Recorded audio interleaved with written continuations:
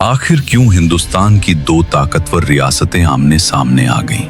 एक तरफ थे मराठा, जिनके जोश और जुनून ने कभी घुटने नहीं टेके, और दूसरी तरफ था अफगानिस्तान का बादशाह अहमद शाह अब्दाली, जिसकी तलवार से पूरा हिंदुस्तान कांप उठता था। साल था 1761। जगह थी पानीपत का मैदान। धूल, बारूद और खून से भरी उस सुबह ने इतिहास बदल दिया। मराठों का मकसद था दिल्ली और उत्तर भारत पर अपना झंडा गाड़ना, जबकि अब्दाली चाहता था हिंदुस्तान में अपनी हुकूमत की मोहर लगाना। सुबह से लेकर शाम तक लाखों सिपाही मारे गए। तोपों की गड़गड़ाहट ने आसमान हिला दिया और धरती पर बस लाशें और सन्नाटा रह गया। लेकिन सवाल ये है, आखिर ये खूनी जंग शुरू कैसे हुई? इसके पीछे की वजह क्या थी? इसको समझने के लिए हमें उस वक्त के हालात में लौटना होगा। तो आइए जानते हैं ये सब कहां से शुरू हुआ। कहानी शुरू होती है उस दौर से जब मुगल सल्तनत अपने जवाल की आखिरी हदों तक पहुंच चुकी थी। दिल्ली का तख्त अब नाम का रह गया था, ना कोई मजबूत बादशाह, ना कोई ताकतवर फौज। ऐसे में मराठों ने अपनी ताकत बढ़ानी शुरू की। बाजीराव और उसके बाद पेशवा बालाजी बाजीराव के दौर में मराठा साम्राज्य ने उत्तर भारत तक कदम रख दिए। उनका इरादा साफ था, पूरे हिंदुस्तान पर अपनी हुकूमत कायम करना। मगर इसी बीच अफगानिस्तान में एक और तूफान उठ रहा था, जिसका नाम था अहमद शाह अब्दाली। वो पहले ही कई बार हिंदुस्तान पर हमला कर चुका था और अब उसकी नजर दोबारा दिल्ली के तख्त पर थी। उसे डर था कि अगर मराठे और आगे बढ़े तो उसका अफगान साम्राज्य भी खतरे में पड़ जाएगा। दोनों तरफ की ताकतें धीरे धीरे एक दूसरे के रास्ते में आने लगी। एक नई जंग का बीज बोया जा चुका था। ये टकराव सिर्फ ताकत का नहीं, बल्कि हिंदुस्तान के भविष्य का फैसला करने वाला था। अहमद शाह अब्दाली का नाम सुनते ही पूरे हिंदुस्तान में खामोशी फैल गई। वो कोई लुटेरा नहीं था, अफगानिस्तान का बादशाह था, जिसने कई बार हिंदुस्तान की सरहदें लांघी और दिल्ली तक को हिला दिया था। लेकिन इस बार उसका मकसद दिल्ली के ताज पर अपनी मोहर लगाना था। उधर मराठों की फौजें भी अब अपनी ताकत के शिखर पर थीं। पेशवा बालाजी बाजीराव ने अपने सबसे बहादुर और अक्लमंद सेनापति सदाशिवराव भाऊ को उत्तर भारत का जिम्मा दिया। सदाशिवराव के साथ थे हजारों प्रशिक्षित योद्धा, तोपें, घोड़े और यहाँ तक कि उनके परिवार के लोग भी, क्योंकि इस जंग को वो इज्जत की लड़ाई मान चुके थे। रास्ते में उन्होंने कई छोटे छोटे इलाकों पर कब्जा किया और दिल्ली की ओर बढ़ चले। लेकिन उन्हें ये अंदाजा नहीं था कि अब्दाली पहले ही हिंदुस्तान में दाखिल हो चुका है। उसकी फौज में अफगान सिपाहियों के साथ साथ रूहेलों और कई भारतीय नवाबों की टुकड़ियां भी शामिल थीं, जो मराठों की बढ़ती हुकूमत से नाखुश थीं। दोनों तरफ की सेनाएं धीरे धीरे दिल्ली की ओर बढ़ रही थीं। जमीन कांप रही थी, हवा में बारूद की बू घुल चुकी थी और पूरे हिंदुस्तान पर एक नई जंग का साया मंडरा रहा था। दिल्ली की धरती अब जंग की दस्तक महसूस करने लगी थी। सदाशिवराव भाऊ की मराठा फौज तेजी से आगे बढ़ रही थी। तोपें, घोड़े, हाथी और हजारों बहादुर सिपाही। रास्ते में धूल का गुबार ऐसा उठता कि दिन में भी आसमान धुंधला पड़ जाता। मराठों की सेनाएं जब दिल्ली के नजदीक पहुंची तो मुगल अमीर और नवाब अपने किलों में छुपने लगे। अब्दाली भी अपनी अफगान और रुहेला फौज लेकर यमुना पार कर चुका था। दोनों तरफ से डंके बज उठे। अब टकराव तय था। पहली झड़प करनाल के पास हुई, जहां मराठों की तोपें गरज उठी। तोपों की आवाज से जमीन कांप उठी और घोड़ों की टापों ने आसमान को हिला दिया। मराठा घुड़सवारों ने बिजली की तरह धावा बोला, मगर अब्दाली की फौजें भी किसी से कम न थीं। उन्होंने अपने मशहूर तीरंदाजों को आगे बढ़ाया, जिन्होंने हवा में तीरों का जाल बुन दिया। युद्ध भूमि पर धुआं, धूल और चीखों की गूंज फैल गई। हवा बारूद से भारी हो चुकी थी। दोनों सेनाओं में कोई पीछे हटने को तैयार नहीं था। हर सिपाही आखिरी सांस तक लड़ने को बेताब था। उस दिन सूरज डूबने से पहले ही धरती ने हजारों टापों की गड़गड़ाहट और तलवारों की टकराहट महसूस की। यही वो पल था जब हिंदुस्तान की तकदीर ने करवट ली और आने वाले तूफान की गूंज पूरे देश में सुनाई देने लगी। दिल्ली के आसमान पर अब सिर्फ धूल और बारूद का साया था। सदाशिवराव की मराठा फौज ने दिल्ली में कदम रखते ही पुराने मुगल किलों पर अपना झंडा गाड़ दिया। शहर कांप उठा, बाजार सूने हो गए, हवेलियां बंद हो गईं। सबको मालूम था कि असली तूफान अभी बाकी है। अब्दाली अपनी अफगान फौज लेकर दिल्ली के उत्तर में डेरा डाल चुका था। उसके साथ रुहेला सरदार नजीबुद्दौला और कई छोटे नवाबों की सेनाएं थीं। चारों तरफ सिर्फ तैयारियों की गूंज थी। मराठा खेमे में रात दिन तोपें ढाली जा रही थीं।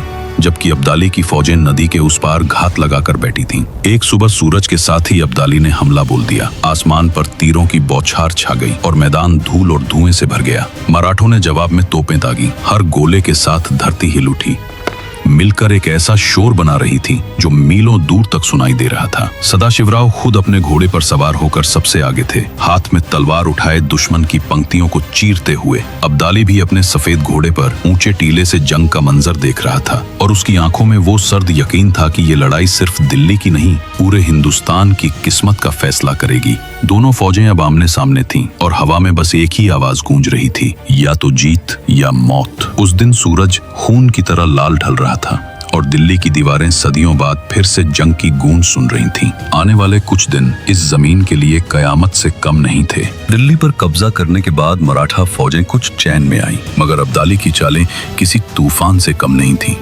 उसने दिल्ली को सीधा निशाना नहीं बनाया, बल्कि आसपास के इलाकों में मराठों का राशन और रसद रोक दी। धीरे धीरे मराठा खेमे में भूख और थकान दस्तक देने लगी। गर्म हवाएं बह रही थीं और सिपाहियों के चेहरे पर थकावट साफ झलक रही थी। सदाशिवराव को अब महसूस हुआ कि जंग सिर्फ तलवारों से नहीं, अकल और सब्र से भी जीती जाती है। उन्होंने दिल्ली से उत्तर की तरफ बढ़ने का फैसला किया ताकि अब्दाली की नाकेबंदी तोड़ी जा सके, मगर अब्दाली पहले ही चाल चल चुका था। उसने अपने जासूसों के जरिए मराठों की हर हरकत पर नजर रखी हुई थी। जब मराठा फौजें आगे बढ़ीं, तो अचानक चारों तरफ से अफगान घुड़सवारों ने उन्हें घेर लिया। मैदान में अफरा तफरी मच गई। धूल का गुबार, तोपों की गरज और सिपाहियों की चीखें हवा में घुल गईं। मराठों ने हिम्मत नहीं हारी, मगर अब उनके पास न खाना था न पानी। सदाशिवराव ने अपनी सेना को कहा, हम हारेंगे नहीं, क्योंकि ये जमीन हमारी है। उनकी आवाज में वो जुनून था जिसने सैकड़ों सिपाहियों को फिर से जिंदा कर दिया। मगर अब्दाली की फौजें अनंत सी लग रही थीं। हर दिशा से नए दस्ते निकलते जाते।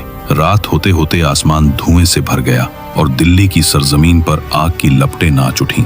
अब ये जंग इज्जत से ज्यादा जिंदा रहने की जंग बन चुकी थी।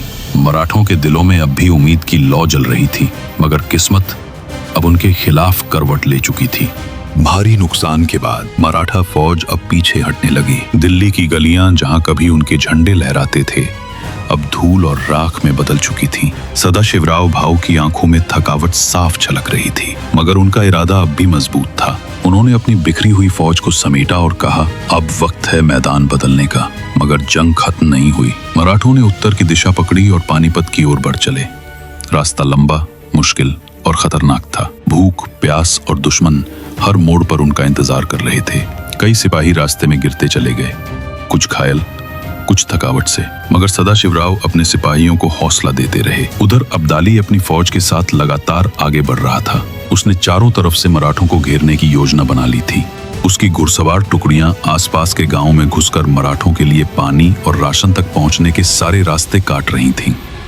जैसे जैसे मराठे पानीपत के करीब पहुंचते गए, मैदान संकरा और रेतीला होता गया, मानो किस्मत उन्हें एक जाल में खींच रही हो। सूरज ढलते वक्त सदाशिवराव ने ऊंचे टीले पर खड़े होकर अपने साथियों से कहा, यहीं हम आखिरी सांस तक लड़ेंगे, अब पीछे मुड़ने का सवाल ही नहीं। मराठा शिविरों में रात को मशालें जल उठी। सिपाही अपने हथियार साफ कर रहे थे। कोई दुआ मांग रहा था, कोई अपने बच्चों को याद कर रहा था। हवा में खामोशी थी, मगर दिलों में तूफान। सब जानते थे कि अब अगली सुबह इतिहास में दर्ज हो जाएगी। दूर आसमान पर बिजली कौंधी और पानीपत का मैदान तैयार एक ऐसी जंग के लिए जो सदियों तक याद रखी जाएगी। 14 जनवरी 1761, पानीपत का मैदान इतिहास की सबसे भयानक लड़ाई के लिए तैयार था। सूरज की पहली किरण जैसे ही रेत पर पड़ी, दोनों फौजें एक दूसरे के सामने आ खड़ी हुईं। एक ओर सदाशिवराव भाऊ की मराठा सेना कमजोर लेकिन दिलेरी से भरी, दूसरी ओर अहमद शाह अब्दाली की विशाल अफगान फौज, अनुशासित और अनुभवी। मैदान के बीच एक सन्नाटा था जिसे बस ढोल और नगाड़ों की गूंज तोड़ रही थी। अचानक अब्दाली के तोपची ने पहली गोली दागी। जमीन कांप उठी और धूल के बादल आसमान तक उठ गए। मराठों ने जवाब में अपनी तोपें दरजाईं और फिर शुरू हुई वो जंग जिसने सूरज को भी थमा दिया। घोड़े चीखते हुए दौड़े, हाथियों ने दुश्मन की कतारें तोड़ी और हर तरफ धुआं, धूल और शोर छा गया। सदाशिवराव अपने घोड़े पर सवार होकर सबसे आगे थे। उनकी तलवार चमक रही थी और उनका नारा गूंज रहा था, हर हर महादेव।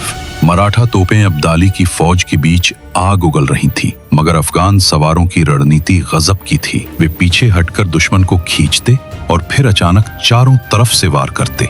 अब्दाली ने अपनी रिजर्व फौजें धीरे धीरे मैदान में उतारी और उनका हर हमला बिजली की तरह गिरता। मराठा योद्धा साहस से लड़े, मगर उनके हथियारों से ज्यादा अब उनका यकीन चल रहा था। सूरज सिर के ऊपर पहुंच चुका था और दोनों तरफ के सिपाही थक चुके थे, मगर किसी ने हार नहीं मानी।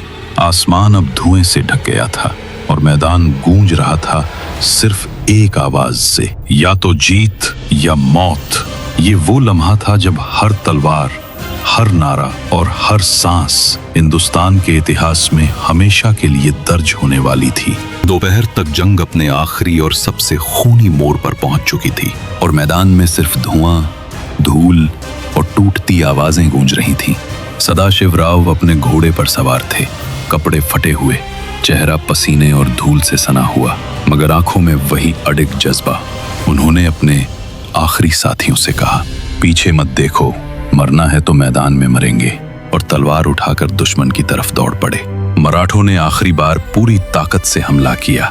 ढोल फिर बज उठे, तोपों की गड़गड़ाहट आसमान तक पहुंची और हवा में हर हर महादेव की गूंज फैल गई। मगर अब्दाली ने अपनी फौजें चारों दिशाओं से घुमा दी थी। अफगान घुड़सवारों ने मराठों को एक तंग घेरे में फंसा लिया। अब ये जंग एक इम्तिहान बन चुकी थी।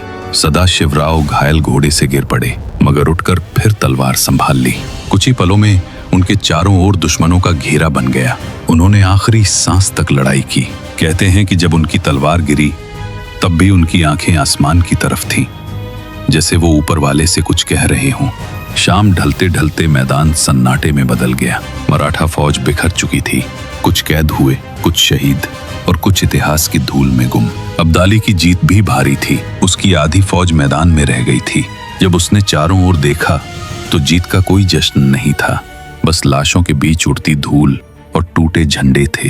कहते हैं उस शाम पानीपत की हवा भी रोई थी। सदाशिवराव का नाम हमेशा के लिए अमर हो गया, क्योंकि उन्होंने हार नहीं मानी, आखिरी सांस तक लड़े। उस दिन से हिंदुस्तान का नक्शा बदल गया। मराठा साम्राज्य झुक गया, मुगल नाम मात्र रह गए और अंग्रेजों के लिए रास्ते खुल गए। पानीपत की तीसरी लड़ाई सिर्फ एक जंग नहीं थी, वो एक युग का अंत थी और नए गुलाम दौर की शुरुआत।